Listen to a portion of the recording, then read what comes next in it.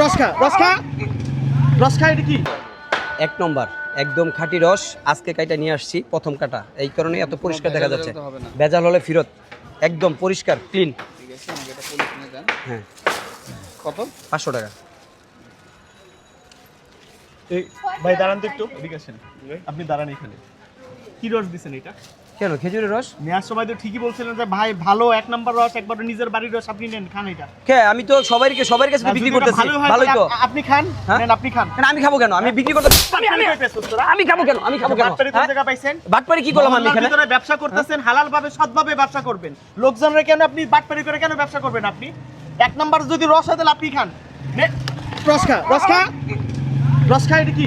কি রস এটা ভাই? আপনি একটু মুখে দিয়ে দেখেন কি দিয়েছেন এগুলা। ভাই এটা চিনি মিশানো। ভাই ব্যবসা আছে হালাল জিনিস, হালাল ভাবে ব্যবসা করেন আপনি। না ভাই, আপনাদের কাছ থেকে মহল্লার ভিতর থেকে সবাই রস কিনে নিয়ে যায়। আমার টাকা ফেরত দেন ভাই। ঢাকা শহরে রস পাওয়া যায় না, গ্রামঘাটে রস পায় মানুষ, শখের বসে রসগুলো কিনে নিয়ে বাসায় যায়, সবাই মেয়ে ছেলে আছে সবাইকে খাওয়ায়। আর আপনারা কি করতেছেন? এইগুলো নিয়ে বাটপাটি শুরু করে দিচ্ছেন। আপনাদের জন্য কিছু কিছু ব্যবসায়ীদের আসলে বদনাম হয়, জানেন এগুলা? সরেন এগুলো, সব সরেন, সব ফেলান এগুলো এখানে। মানে ব্যবসার একটা লিমিট আছে না? মানে বাটপাটি ব্যবসা করবেন কেন এখানে মহল্লার ভিতরে? আপনি দেখে দেন, এগুলো ফেলে দেন। মানে দেশটা একবারে দুর্নীতিতে ভরে গেছে একবারে। দেন টাকা রিটার্ন দেন।